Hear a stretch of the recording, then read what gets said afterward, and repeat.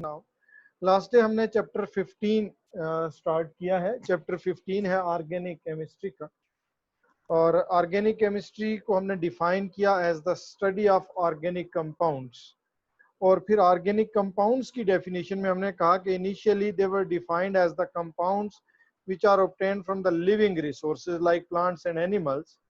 और इसी बेस पे फिर एक थ्योरी डेवलप की गई जिसको वाइटल फोर्स थ्योरी कहते हैं, जिसमें कहा गया कि organic compounds can not be synthesized artificially, they are only prepared within the bodies of living organisms because a vital force is required for their synthesis, which is found only within the bodies of living organisms.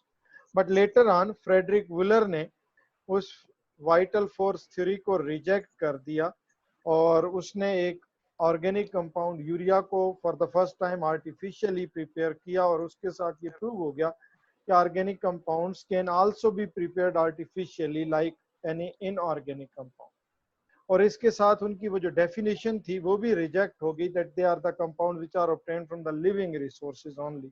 तो फिर जो नई definition organic compounds के लिए की गई, वो जो अभी हम यूज करते हैं, जिसको हम मॉडर्न डेफिनेशन कहते हैं, उसमें हम कहते हैं hydrocarbons and their derivatives, they are known as organic compounds. So in the first place the hydrocarbons, which are the compounds of hydrogen and carbon only, they are the organic compounds. And in the second place, all other compounds which are being derived from the hydrocarbons, they are also organic in nature. So hydrocarbons and their derivatives, they are all organic compounds. Next जो topic हमने पढ़ना है, that is the sources of organic compounds. और last day आपको बताया था कि although the vital force theory has been rejected, although this is proved that organic compounds can be synthesized artificially, and a large number of organic compounds have already been synthesized artificially, and many of them are still being synthesized artificially, but still we get a major proportion of the organic compounds from some of the natural resources like plants and animals. तो अभी भी हमें जो ज्यादातर organic compounds हैं वो किसी ना किसी नेचुरल रिसोर्स, प्लांट या एनिमल सोर्स से ही मिलते हैं। तो कुछ मेजर सोर्सेज को हमने डिस्कस करना है जिनसे हमें ये ऑर्गेनिक कंपाउंड्स मिलते हैं। उसमें सबसे पहला जो सोर्स है ऑर्गेनिक कंपाउंड्स का, that is coal. Coal is an organic matter that is formed by the decay and the decomposition of dead organic remains of plants, particularly in the earth crust.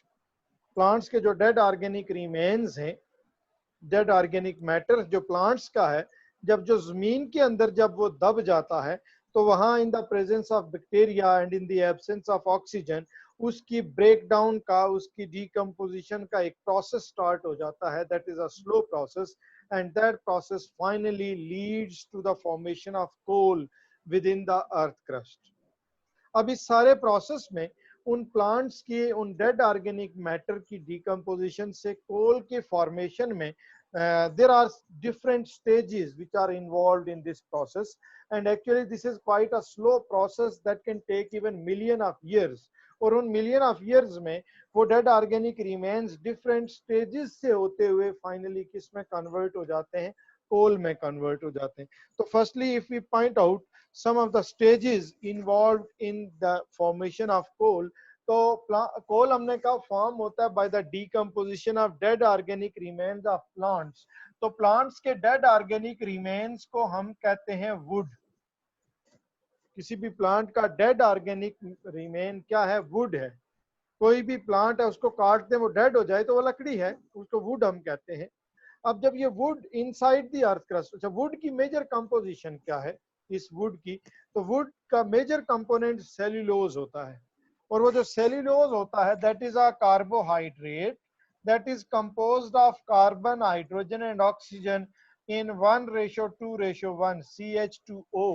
ये उनका empirical, इस ratio में carbon, hydrogen और oxygen उस would के अंदर, उस cellulose के अंदर प्रेजेंट होते हैं।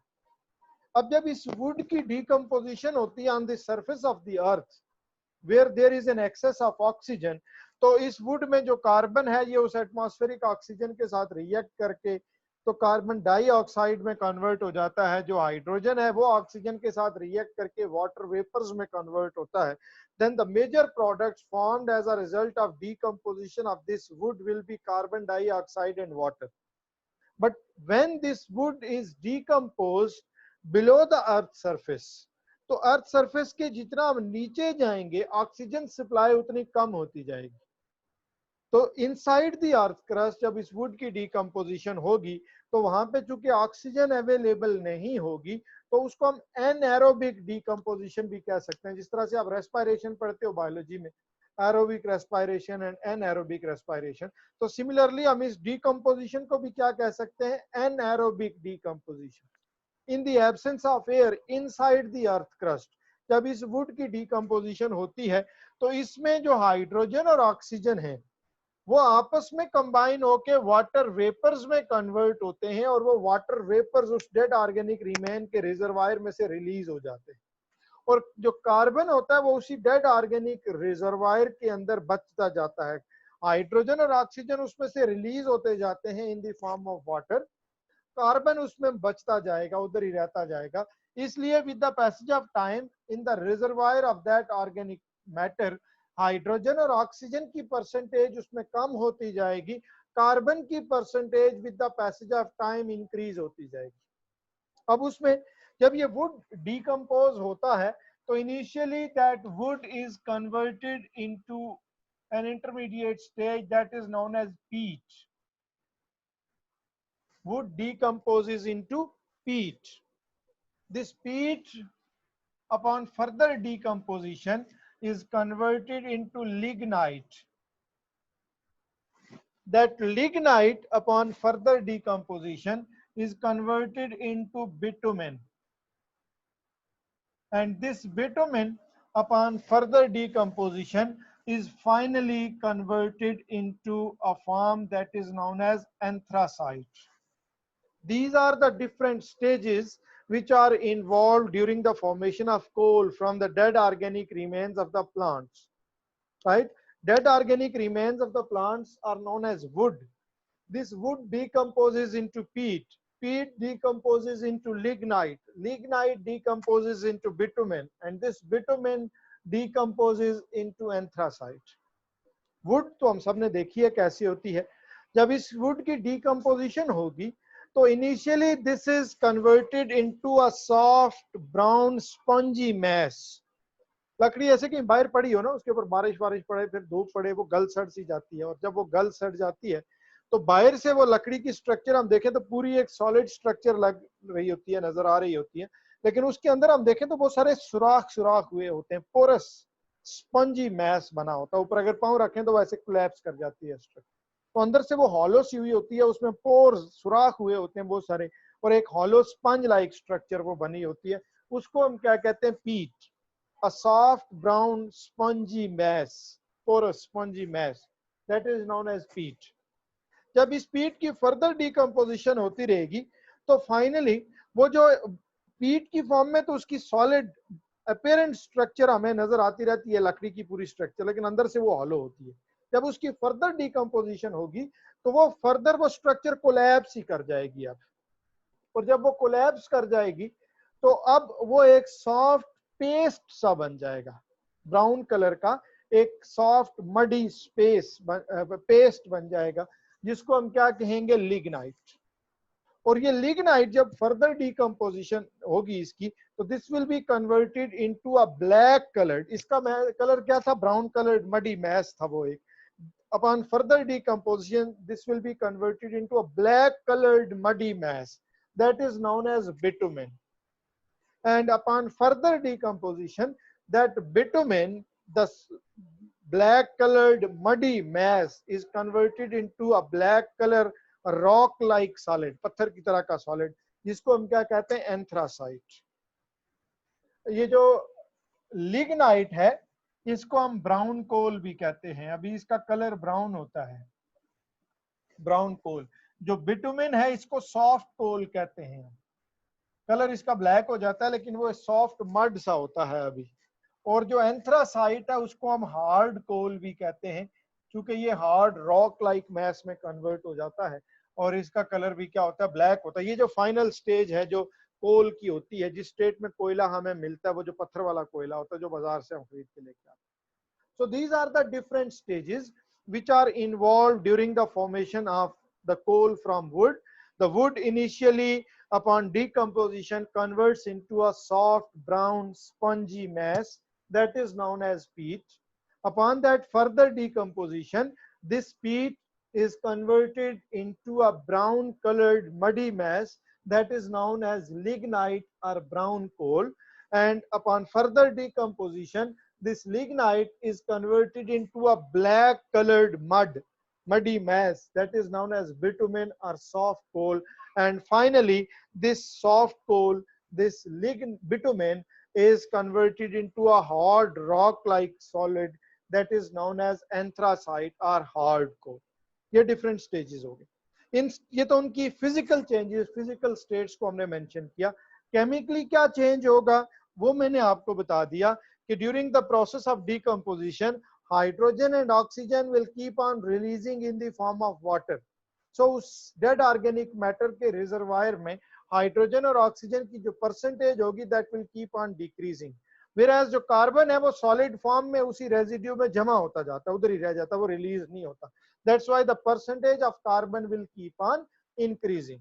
So इस wood में जो कि cellulose है, that has a certain percentage of carbon. When this decomposes into peat, the percentage of carbon will increase as compared to that wood. When this peat decomposes into lignite, the percentage of carbon will further increase. When lignite is converted into bitumen, the percentage of carbon will further increase as compared to this lignite. And when this bitumen is finally converted into coal, the percentage of carbon further increases and it reaches up to 60 to 90%. जो hard कोल होता है, anthracite होता है, जिसको हम कोल कहते हैं normally और एज कोल यूज करते हैं, उसमें अब कार्बन की परसेंटेज मैक्सिमम होती है और वो कितनी होती है, 60 to 90% की रेंज में होती है। जब उसमें कार्बन की परसेंटेज 60% तक पहुंच जाती है, अब हम उसको एंथ्रासाइट या हार्ड कोल कहना स्टार्ट कर देते हैं। और वो कोल रिजर्वायर जितना ओल्डर होता जाएगा, कोल माइन जितना पुराना होता जाएगा, उसमें फर्दर डिकम्पोजिशन होती रहेगी और कार्बन की परसेंटेज 60% से भी फर्दर इंक्रीज होती जाएगी। मैक्सिमम कितने तक हो सकती है, 90% तक हो सकती है। ये है कोल की formation. Now this coal itself is considered as one of the amorphous forms of carbon. आपने मैट्रिक में कार्बन की कुछ एलोट्रोपिक फॉर्म्स पढ़ी थी, like diamond, graphite and buckyballs. कुछ आपने उसकी एमॉर्फस फॉर्म्स भी पढ़ी थी, जिसमें कोल, चारकोल और कार्बन ब्लैक होता है। So this coal is an amorphous form, non crystalline form of the elemental carbon. तो ये एलिमेंटल स्टेट है कार्बन की, और जो किसी भी एलिमेंट की और कार्बन की जो एलिमेंटल फॉर्म है उसकी स्टडी जो है वो तो ऑर्गेनिक केमिस्ट्री में इंक्लूडेड नहीं होती। एलिमेंटल फॉर्म में कोई भी ऑर्गेनिक इन नेचर नहीं होता, तो इसलिए कोल खुद तो उस तरह से हम कहें तो कोई ऑर्गेनिक कंपाउंड नहीं है, वो तो एक एलिमेंट है कार्बन, और इसकी स्टडी तो इनऑर्गेनिक केमिस्ट्री में होती है। But this coal is a very good source of the organic compound. इससे हमें बहुत सारे ऑर्गेनिक कंपाउंड्स मिलते जरूर हैं, और इस कोल से वो दूसरे ऑर्गेनिक कंपाउंड्स हमें कैसे मिलते हैं, through the process known as destructive distillation. इस कोल से हमें बहुत सारे दूसरे इंपॉर्टेंट ऑर्गेनिक कंपाउंड्स मिलते हैं, और वो ऑर्गेनिक कंपाउंड्स इस कोल से हम कैसे डिराइव करते हैं, कैसे प्रोड्यूस करते हैं, by the process known as destructive distillation. इस डिस्ट्रक्टिव डिस्टिलेशन को हम थर्मल डीकंपोजिशन भी कहते हैं। अब ये डिस्ट्रक्टिव डिस्टिलेशन या थर्मल डीकंपोजिशन क्या है? कोल, जिसको हम एक ऑर्गेनिक कंपाउंड का मेजर सोर्स कंसीडर कर रहे हैं, that is a combustible material. अगर आप इस कोल को हीट करते हो in the presence of air, open air में अगर आप इस कोल को हीट करते हो, तो चूंकि ये कंबस्टिबल है, फिर तो ये बर्न ऑफ हो जाएगा, ये बर्न करना स्टार्ट कर देगा। और कोल जब इन the presence of air, in the presence of oxygen burn होगा तो उस कोल से क्या बनेगा, कार्बन डाइऑक्साइड बन जाएगा। तो अगर इन द प्रेजेंस ऑफ एयर इस कोल को हम हीट करेंगे तो this will simply burn into carbon dioxide. लेकिन अगर हम इस कोल को स्ट्रांगली हीट करें इन the absence of oxygen, in the absence of air, तो फिर इसकी कंबस्शन नहीं हो पाएगी, क्योंकि कंबस्शन के लिए तो ऑक्सीजन का होना जरूरी है। So if this coal is heated strongly in the absence of air, फिर इसकी कंबस्शन तो नहीं हो पाएगी, फिर इसकी डीकंपोजिशन होगी, फिर इसका ब्रेक डाउन होगा और वो कुछ सिंपलर सब्सटेंसेस में ब्रेक डाउन हो जाएगा। इस प्रोसेस को हम डिस्ट्रक्टिव डिस्टिलेशन कहते हैं। When an organic compound सारे ही कंबस्टिबल होते हैं, और अगर आप उनको इन the presence of air heat करो तो फिर उनकी कंबस्शन हो जाती है और कार्बन डाइऑक्साइड और वाटर बन जाते हैं। But when an organic compound is heated strongly in the absence of air, in the absence of oxygen, then this organic compound does not undergo the process of combustion. Instead, it will decompose, it will break down into some simpler substances, and this process is known as destructive distillation or thermal decomposition. ठीक है कि organic compounds जो है वो combustible होते हैं, और अगर इन द प्रेजेंस ऑफ एयर हम उनको हीट करेंगे तो फिर तो वो सिंपली बर्न हो जाएंगे, कंबस्शन होगी उनकी और उनसे कार्बन डाइऑक्साइड और वाटर बनेंगे। लेकिन अगर हम उन ऑर्गेनिक कंपाउंड्स को स्ट्रांगली हीट करेंगे इन द एब्सेंस ऑफ एयर तो फिर वो बर्न तो नहीं हो पाएंगे, फिर उनकी डीकंपोजिशन हो जाएगी, फिर उनका सिंपल ब्रेक डाउन हो जाएगा और वो सिंपलर सब्सटेंसेस में ब्रेक डाउन होंगे। इस प्रोसेस को अब हम क्या कहते हैं, डिस्ट्रक्टिव डिस्टिलेशन कहते हैं या थर्मल डीकंपोजिशन कहते हैं। अब किसी भी ऑर्गेनिक कंपाउंड की जब आप थर्मल डीकंपोजिशन करते हो, डिस्ट्रक्टिव डिस्टिलेशन करते हो, तो उसमें से कुछ डिफरेंट गैसेस का एक मिक्सचर रिलीज होता है जिसको हम गैसियस फ्रैक्शन कहेंगे। One of the component of the destructive distillation will be a mixture of different gases releasing out of that substance, that is the gaseous fraction. Secondly, जब आप उसकी किसी भी ऑर्गेनिक कंपाउंड की डीकंपोजिशन करते हो तो कुछ उसमें से लिक्विड सब्सटेंसेस भी बनते हैं, a mixture of different substances in liquid state, liquid fraction हो गया। और जब हम उसकी डिस्ट्रक्टिव डिस्टिलेशन कर देते हैं तो सारा ही कोई सॉलिड उड़ नहीं जाता कहीं गैसेस में या लिक्विड में कन्वर्ट नहीं हो जाता, कुछ सॉलिड रेजिड्यू भी after the process of decomposition बच जाता है, राइट, सॉलिड रेजिड्यू। तो किसी भी ऑर्गेनिक कंपाउंड की जब आप डिस्ट्रक्टिव डिस्टिलेशन करोगे तो that will break down into 3 parts, a gaseous fraction, that is a mixture of different gases being released from that organic matter, a liquid fraction, that is a mixture of different substances which exist in liquid state, and a solid residue will also be left behind. Similarly, जब हम इस कोल की भी destructive distillation करते हैं तो इससे भी यही 3 फ्रैक्शंस हमें मिलेंगी। आपकी बुक में कुछ एडिशनल फ्रैक्शंस भी लिखी हुई है, तो इसमें से भी बेसिक वो 3 ही मेजर फ्रैक्शंस हमें मिलेंगी। एक जो गैसियस फ्रैक्शन, जो mixture of the different gases उसमें से रिलीज होगा, उसको हम कहते हैं क्रूड कोल गैस।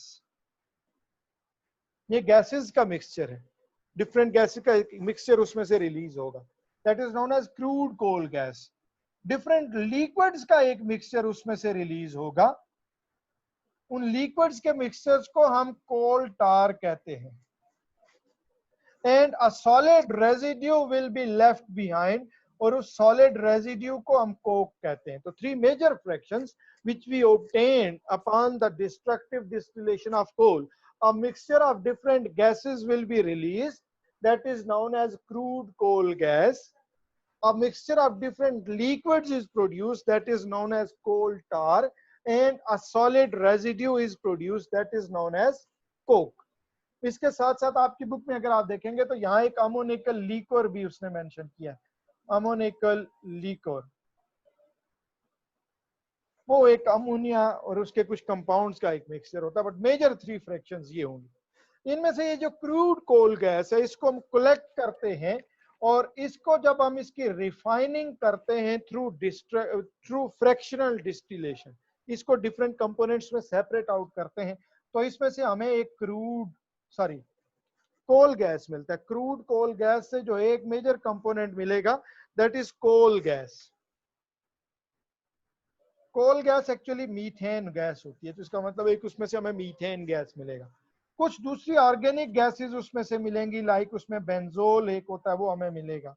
कुछ सल्फर के कंपाउंड्स हमें मिलेंगे गैसियस स्टेट में, यानी सल्फर के जो ऑक्साइड्स होते हैं वो हमें उसमें से मिलेंगे। कुछ सायानाइड्स होते हैं वो हमें इसमें से मिलेंगे। तो इस तरह से ये डिफरेंट गैसियस कंपाउंड्स का एक मिक्सचर होता है जिसको हमने क्रूड कोल गैस कहा। और उस क्रूड कोल गैस को कलेक्ट करके जब उसकी फ्रैक्शनल डिस्टिलेशन की डिफरेंट पार्ट्स में डिवाइड किया, तो one of the major components obtained is the coal gas which is methane. इसके अलावा बेंजोल है, कुछ और ऑर्गेनिक कंपाउंड्स हैं, सल्फर के कुछ कंपाउंड्स हैं और कुछ सायानाइड्स। देन जो लिक्विड्स का एक मिक्सचर हमें मिलता है जिसको हमने कोल टार कहा है। इस कोल टार की जब हम फ्रैक्शनल डिस्टिलेशन करेंगे और इसको डिफरेंट फ्रैक्शंस में डिवाइड करेंगे, तो इससे भी हमें बहुत सारे ऑर्गेनिक कंपाउंड्स मिलते हैं। कोल टार, आपकी बुक में जो ये फ्लो डायग्राम गिवन है, ये यहाँ पे ये वाला स्टेप ठीक नहीं है। ये जो अभी मैं आपको ये डिवीजन बता रहा हूँ, ये उसने डायरेक्ट इस मेन चेन कोल से ली हुई है। कोल नहीं, कोल से कोल टार बना। इस कोल टार की जब हम फ्रैक्शनल डिस्टिलेशन करेंगे तो इससे हमें डिफरेंट जो ऑर्गेनिक कंपाउंड्स मिलेंगे, उसमें बेंजीन होता है, टोल्यूइन होता है, ज़ाइलीन होता है, उसमें फिर बेंजोल होता है, नेफ्थलीन होता है एंड सो ऑन। उससे बहुत सारे ऑर्गेनिक कंपाउंड्स हमें मिल जाते हैं। तो जो गैसियस फ्रैक्शन रिलीज हुई from coal during the process of destructive distillation, उससे हमें बहुत सारे ऑर्गेनिक कंपाउंड्स मिल गए। कोल गैस, मीथेन है, ये भी ऑर्गेनिक कंपाउंड है, बेंजोल है, ये भी ऑर्गेनिक कंपाउंड है, और बहुत सारे ऑर्गेनिक कंपाउंड।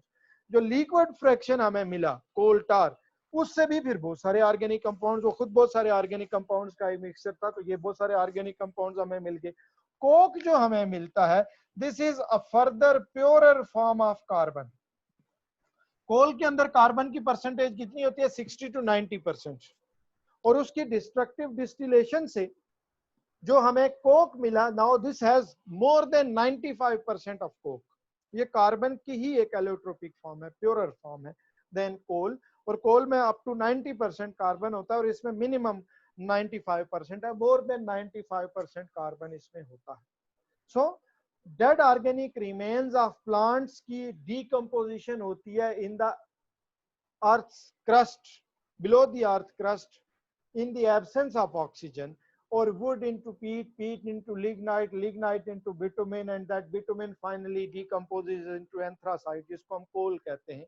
और उस कोल की डिस्ट्रक्टिव डिस्टिलेशन जब हम करते हैं, उसको स्ट्रांगली हीट करते हैं इन द एब्सेंस ऑफ एयर, तो फिर उससे हमें कुछ गैसेस का एक मिक्सचर मिलता है, coal gas, crude coal gas. उसके अंदर बहुत सारे ऑर्गेनिक कंपाउंड्स हैं, वो हम सेपरेट आउट करते हैं और कलेक्ट कर लेते हैं। डिफरेंट लिक्विड्स का जो एक मिक्सचर हमें मिलता है that is known as coal tar, उसकी फ्रैक्शनल डिस्टिलेशन करते हैं, उसमें बहुत सारे ऑर्गेनिक कंपाउंड्स होते हैं, उनको हम सेपरेट करते हैं और कलेक्ट कर लेते हैं। This is how this coal itself is a major source of the organic compound, और उससे हमें ये सारे डिफरेंट ऑर्गेनिक कंपाउंड्स मिल जाते हैं। आपकी बुक में डिस्ट्रक्टिव डिस्टिलेशन का टॉपिक थोड़ा बाद में उसने डिस्कस किया हुआ है, कोल की डिस्ट्रक्टिव डिस्टिलेशन को, लेकिन मैंने उसको इसके साथ ही डिस्कस कर दिया है। Since we are discussing coal as a source of the organic compound, तो वो कोल खुद कैसे बनता है और उस कोल से फिर डिफरेंट ऑर्गेनिक कंपाउंड्स कैसे प्रोड्यूस होते हैं, तो ये दोनों चीजों को मैंने आपस में इंटरकनेक्ट कर दिया है। और उसके साथ ही कोल के साथ मैंने उसकी डिस्ट्रक्टिव डिस्टिलेशन को भी मेंशन कर दिया। मैं आपकी अटेंडेंस मार्क कर लूं, फिर हम चलते हैं आगे नेक्स्ट टॉपिक की तरफ। सर पायरोलाइसिस भी फ्रैक्शन डिस्टिलेशन ही है ना? इसी को ही कहते हैं, इसको कार्बोनाइजेशन भी कहते हैं। ये सारे एक ही प्रोसेस है, heating an organic compound strongly in the absence of oxygen so that it breaks down into simpler substances. इसको destructive distillation, carbonisation, pyrolysis, thermal decomposition, बहुत सारे नाम इसको दिए जाते हैं। और कोल की डिस्ट्रक्टिव डिस्टिलेशन से फिर हमें ये सारे ऑर्गेनिक कंपाउंड्स मिल जाते हैं। So one of the sources of the organic compounds is coal. उसको हमने डिस्कस किया, वो खुद कैसे प्रोड्यूस होता है और फिर इससे हमें दूसरे ऑर्गेनिक कंपाउंड्स कैसे मिलते हैं। नेक्स्ट जो सोर्सेज हैं ऑर्गेनिक कंपाउंड्स के, उसमें एक है पेट्रोलियम और दूसरा है नेचुरल गैस। इन दोनों को ही मैं इकट्ठा eight the same time mention करूंगा और दोनों को फिर हम डिस्कस भी साथ साथ ही करेंगे। नेक्स्ट टू सोर्सेज जो हैं उसमें एक है पेट्रोलियम और दूसरा है नेचुरल गैस। इन दोनों को हम इकट्ठा ही डिस्कस करेंगे क्योंकि ये दोनों बनते भी इकट्ठे हैं और दोनों की कंपोजिशन भी सेम होती है। जिस तरह से कोल के लिए हमने कहा था कि that is formed by the anaerobic decomposition of dead organic remains of plants in particular. तो ये जो दोनों प्रोडक्ट्स हैं petroleum and natural gas, they are generally formed by their anaerobic decomposition of dead organic remains of animals in particular. Animals की जो dead bodies हैं, dead organic remains हैं, when they are covered within the earth crust where there is not an excess of oxygen, where there is only a reduced supply of oxygen, वहां पे जब उनकी decomposition होती है, अब उनकी जो मेजर हमारा स्ट्रक्चरल मटेरियल है हमारी बॉडीज में देखें तो वो प्रोटीन्स हैं, कुछ कार्बोहाइड्रेट्स भी होते हैं, कुछ लिपिड्स भी होते हैं, but all of them they are the organic compounds and those organic compounds they consist of the carbon, hydrogen and oxygen. जब इन डेड ऑर्गेनिक रिमेन्स की डीकंपोजिशन होती है in open air where there is an excess of oxygen, तो उस dead organic matter का जो carbon content है that reacts with oxygen and releases as carbon dioxide, जो हाइड्रोजन कंटेंट है that reacts with oxygen and releases as water.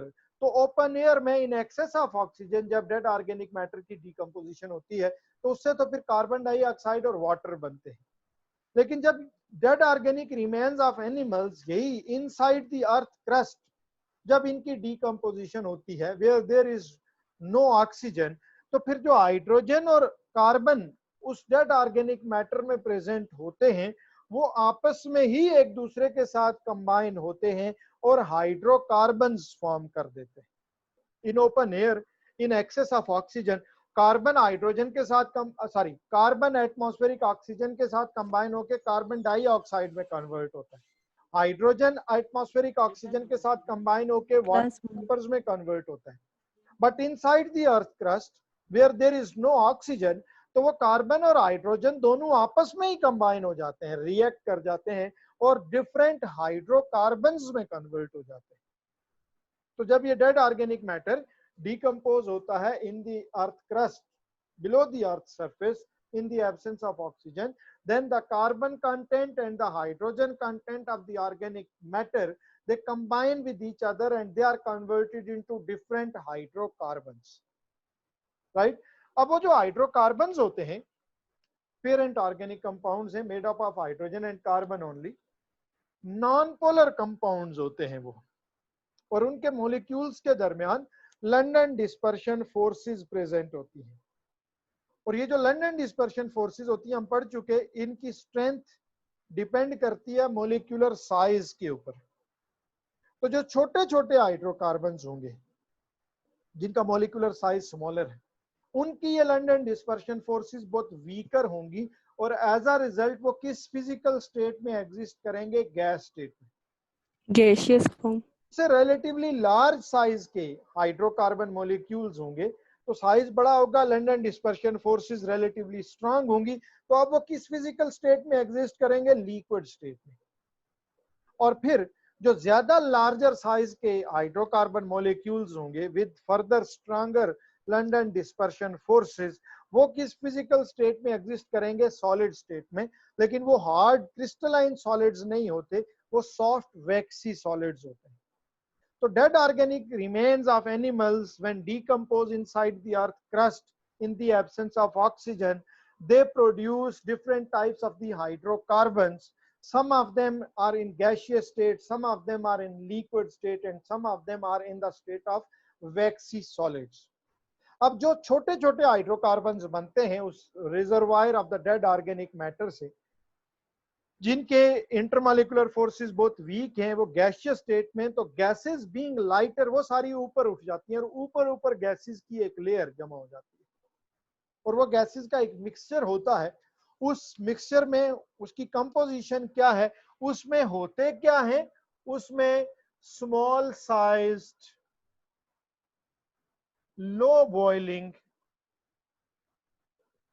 Hydrocarbons होते हैं।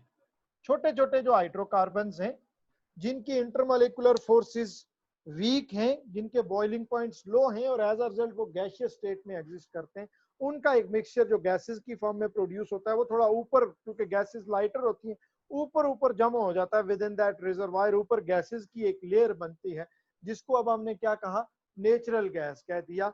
सो उसकी कंपोजिशन क्या है, that natural gas is a mixture of small size low boiling hydrocarbon, छोटे छोटे hydrocarbons का एक मिक्सचर। जो उनसे थोड़े बड़े हाइड्रोकार्बन्स हैं जो लिक्विड स्टेट में एग्जिस्ट कर रहे हैं और जो उनसे भी रिलेटिवली लार्जर इन साइज हैं which are in waxy solid state, ये दोनों किधर जाएंगे, वो नीचे सेटल डाउन हो जाएंगे। लिक्विड और सॉलिड के ऊपर राइज तो नहीं करते, वो दोनों नीचे सेटल डाउन हो जाएंगे और वहां नीचे वो दोनों फिर एक दूसरे के साथ मिक्स हो जाएंगे। वो जो लिक्विड्स थे और जो वैक्सी सॉलिड्स थे वो एक दूसरे के साथ मिक्स हो जाएंगे और उन दोनों के मिक्स होने से एक black coloured foul smelling mud produce होगा, एक मड लाइक मटेरियल प्रोड्यूस होगा। उसको हम क्या कहते हैं, पेट्रोलियम कहते हैं। क्रूड ऑयल भी उसी को हम कहते हैं, पेट्रोलियम भी उसी को हम कहते हैं। अब कंपोजिशन उसकी भी क्या है, that is also a mixture of relatively large size hydrocarbons, relatively large size high boiling hydrocarbons, जो थोड़े बड़े हाइड्रोकार्बन्स हैं with stronger intermolecular forces, जो लिक्विड और सॉलिड स्टेट में एग्जिस्ट करते हैं, they mix up in the form of a mud and they settle down, और उसको हम क्या कहते हैं, उस मिक्सचर को क्रूड ऑयल कहते हैं। दोनों एक ही जगह पे बने, नेचुरल गैस भी और वो क्रूड ऑयल या पेट्रोलियम जिसको हम कहते हैं, by the decomposition of dead organic remains of animals in particular in the absence of air। दोनों की कंपोजिशन भी सेम है, both of them are the mixture of different hydrocarbons। Difference क्या है, natural gas is a mixture of relatively small size low boiling hydrocarbons which exist in gaseous state और उनका mixture है, जबकि जो क्रूड ऑयल है या पेट्रोलियम है that is a mixture, a complex mixture of relatively large size high boiling hydrocarbons जो liquid और सॉलिड स्टेट में एग्जिस्ट करते हैं और मिक्स होके एक मड लाइक मटेरियल फॉर्म करते हैं। अब ये जो नेचुरल गैस होती तो दोनों हाइड्रोकार्बन्स का मिक्सचर है और हाइड्रोकार्बन्स क्या होते हैं, ऑर्गेनिक कंपाउंड्स हैं। इसका मतलब ये दोनों क्या हैं, they are the sources of the organic compounds. Natural gas में भी बहुत सारे ऑर्गेनिक कंपाउंड्स हाइड्रोकार्बन्स प्रेजेंट होते हैं, वहां से हमें मिलते हैं। पेट्रोलियम के अंदर भी बहुत सारे हाइड्रोकार्बन्स प्रेजेंट होते हैं जो उससे हमें मिलते हैं, राइट। तो दोनों की कंपोजिशन सेम है, दोनों मिक्सचर्स हैं, complex mixtures of the hydrocarbons. Size का डिफरेंस है, बॉइलिंग पॉइंट्स का डिफरेंस है, दोनों एक ही जगह पे बनते हैं और एक ही जगह से हमें मिलते हैं। तो आपने जनरली सुना भी होगा कि जहां कहीं से जमीन से गैस निकलती है उसके नीचे पेट्रोल भी होता है, ऑयल भी होता है मोस्टली, क्योंकि ये दोनों एक ही जगह पे बनते हैं। But sometimes after being formed वो एक जगह से दूसरी जगह मूव कर सकते हैं, गैस के डिफ्यूज करके दूसरी जगह मूव करके, या ऑयल किसी दूसरी तरफ वो स्लिप कर गया, स्लाइड कर गया, तो बाद में अलग भी हो सकते हैं। But basically they are formed at the same place at the same time और दोनों की कंपोजिशन सेम है, दोनों ऑर्गेनिक कंपाउंड्स का मेजर सोर्स है। तो कोल हो गया, नेचुरल गैस हो गई और पेट्रोलियम, तीन सोर्सेज तो ये हो गए। और इन तीनों को हम फॉसिल फ्यूल्स भी कहते हैं क्योंकि ये कंबस्टिबल है, मेजर सोर्स ऑफ एनर्जी है और डेड ऑर्गेनिक रिमेन्स की डीकंपोजिशन से बनते हैं, एज अ फ्यूल यूज किए जाते हैं। तो हम इन तीनों को क्या कहते हैं, फॉसिल फ्यूल्स भी कहते हैं। इसके अलावा जो नेक्स्ट सोर्स है प्लांट्स ऑर्गेनिक कंपाउंड्स का, वो प्लांट्स एंड एनिमल्स। हालांकि ये भी प्लांट्स और एनिमल से ही डिराइव हुए, कोल, नेचुरल गैस, पेट्रोलियम, लेकिन वो उनकी डेथ के बाद उनकी डेड बॉडीज से डिराइव हुए। प्लांट्स और एनिमल्स जब लिविंग होते हैं तो वो लिविंग होते हुए भी खुद ऑर्गेनिक कंपाउंड्स का एक मेजर सोर्स है। क्योंकि प्लांट्स की बॉडीज में भी बहुत सारे ऑर्गेनिक कंपाउंड सिंथेसाइज हो रहे होते